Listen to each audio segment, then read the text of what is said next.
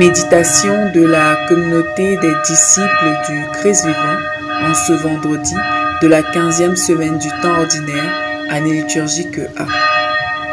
Évangile de Jésus-Christ selon saint Matthieu, au chapitre 12, les versets 1 à 8. En ce temps-là, un jour de sabbat, Jésus vint à passer à travers les champs de blé. Ses disciples eurent faim. Et ils se mirent à arracher des épis et à les manger. Voyant cela, les pharisiens lui dirent : « Voilà que tes disciples font ce qu'il n'est pas permis de faire le jour du sabbat. » Mais il leur dit : « N'avez-vous pas lu ce que fit David quand il eut faim, lui et ceux qui l'accompagnaient ? Il entra dans la maison de Dieu, et ils mangèrent les pains de l'offrande. Or, ni lui, ni les autres n'avaient le droit d'en manger, mais seulement les prêtres. Ou bien encore, n'avez-vous pas lu dans la loi que le jour du sabbat, les prêtres, dans le temple, manquent au repos du sabbat sans commettre de faute ? Or, je vous le dis, il y a ici plus grand que le temple. Si vous aviez compris ce que signifie « Je veux la miséricorde, non le sacrifice », vous n'auriez pas condamné ceux qui n'ont pas commis de faute. En effet, le Fils de l'homme est maître du sabbat. Acclamons la parole de Dieu. Méditation. Bien-aimés de Dieu, rendons grâce au Seigneur notre Dieu pour tous les biens dont il nous a comblés, spirituellement et matériellement. Disons-lui merci pour le don de sa parole et pour ce nouveau jour, qui sont l'expression de son amour et de sa miséricorde pour nous. Demandons-lui la grâce de l'imiter en ce qu'il est profondément, amour et miséricorde. L'évangile de ce matin relate l'une des multiples oppositions entre Jésus et les pharisiens au sujet du respect du sabbat. Passant par un champ de blé et enfin, les disciples ont arraché des épis et les ont consommés, ce qui doit les attirer les reproches des pharisiens qui assimilaient leur acte au travail de la moisson qui est normalement interdit le jour du sabbat. Nous savons tous l'importance du sabbat, jour consacré au Seigneur. Cependant, ce que Jésus semble pointer du doigt, c'est la conception rigide des pharisiens et à la limite leur hypocrisie au sujet de l'observance de cette prescription de la loi de Moïse.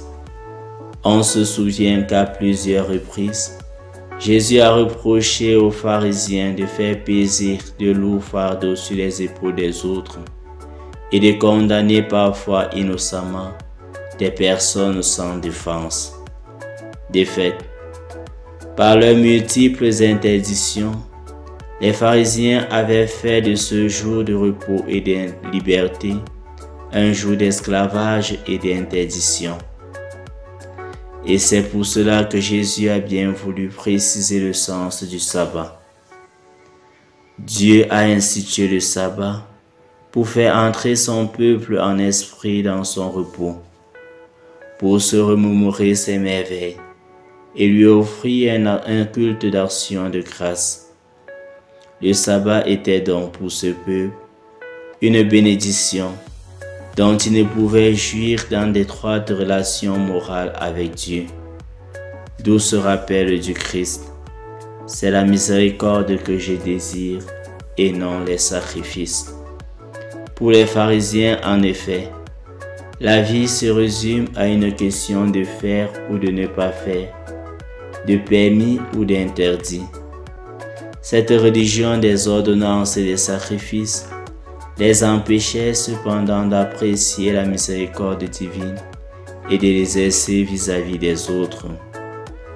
En nous invitant à placer l'amour miséricordieux au centre de toutes nos actions, le Christ nous rappelle que Dieu n'attend pas seulement de nous que nous soyons de simples observants de la loi, mais des fils qui reproduisent le visage de son Fils unique et bien-aimé.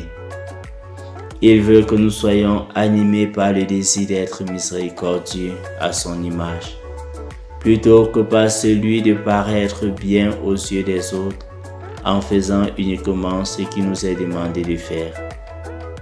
Nous sommes donc dans l'erreur si nous assimilons la religion à un ensemble d'obligations.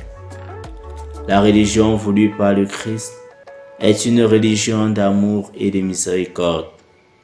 Et le disciple du Christ donc est celui qui, sensible aux besoins concrets des autres, ne recule devant rien dans la poursuite du bien. Prions. Seigneur Jésus, en affirmant ta supériorité sur le sabbat, tu me révèles que tu es venu m'introduire dans un ordre nouveau, celui de l'amour et de la miséricorde.